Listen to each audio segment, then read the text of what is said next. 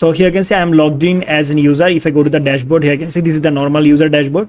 So let's say our user will actually order any product. So they actually now want to check the status, or I mean the order they have actually the product they have ordered, right? So they want to actually show it. So how to do this? So we'll actually do it in this video. So here you can see this is the dashboard. If I click on the dashboard, so we'll actually go to the dashboard, and here I'm going to add one more option, and that will be, let's say, view order or track order. So if user click here, then user will actually see that their order status and their order details. Okay, so let's go edit. So this is the dashboard, and here we are going to actually add one more option.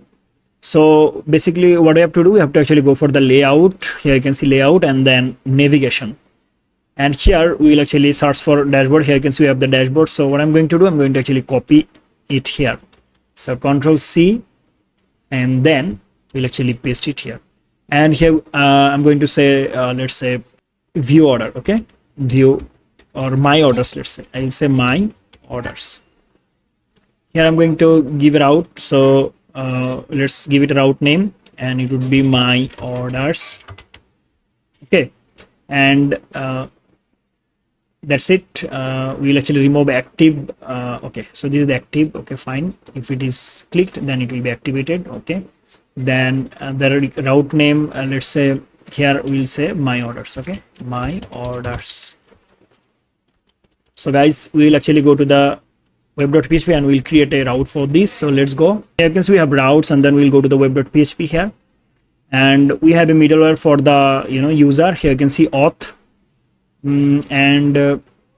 Okay, so I can actually copy from here any of the middleware for the user. So here you can see we have dashboard, and I'm going to paste the route name here, and I'm going to copy this route, get route. I will paste it here, and let's change the name. And here user controller. So here I will say my orders, let's say, and I will give O as capital letter here. I mean I will write O as capital letter. So now it's we have added the middleware authenticated. It means user need to be authenticated, right, to access this page. So guys, let's go create a function that is my orders. So copy it and go to the user controller. So let's go app, then HTTP, then controller, then user controller, and here we are going to create a function. Let's go at the bottom of the page, and here we are going to actually create public function, and function name my orders. Here my orders, we will actually say here dollar orders is equal to, we know we have order model, so we'll say order. What is the model? Let me check. Yeah, we have the model called order. Okay, so let's go order colon we'll say find or not really, I will say here, let's say order where. Okay, I will use here a condition where, and here I will say user underscore ID is equal to let me check the order table at first. So I will go to the Lara ecommerce DV here, and then I will go for the orders, and here we have user ID, right? So I will actually say here user ID is equal to, I will say auth colon ID. Okay, and here I'm going to say get the value. Now we'll actually send a view from here. So I mean send it to a view, so return view, and the view will be, let's say, view my orders. Okay, so we'll create a file view my orders.blade.php, but before that we have to give a semicolon, and let's compact the results. I'm going to say compact, and now the result will be, let's say, orders.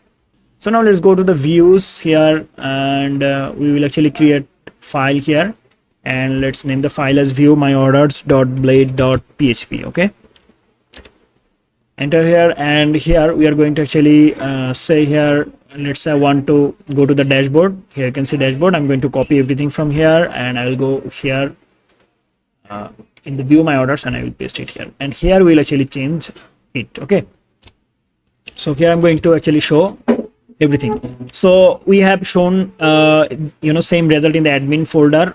Here you can see in admin. If I go to the view orders, here you can see, but here we have the specifically, I mean, we have compact it, right?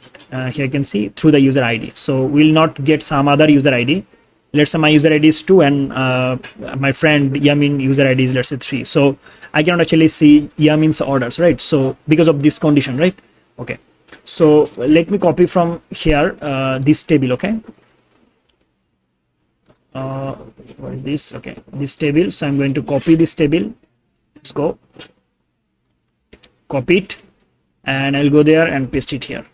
Okay, guys. So let me add here space so that it's look good. So here we'll show everything except the status product. Okay, yeah, status. And here you can see we have option here, form status. So I'm going to actually remove it. Just copy this, remove all of them from here, and actually I'm going to show it here, status.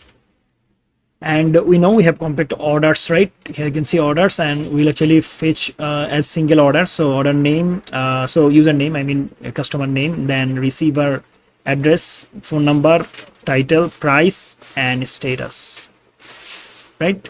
Status. So now let's check. We'll go there and let's refresh. Here we should find my orders. So I will click on my orders, and here you can see all the orders, right? So what is this, by the way? What is this background color?